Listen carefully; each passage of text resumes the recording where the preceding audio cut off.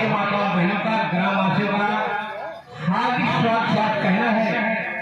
ये तो मेहंदी रंग लाती है सूख जाने के बाद, ये तो मेहंदी रंग लाती है सूख जाने के बाद, और दोस्त ही दुश्मन बन जाते हैं।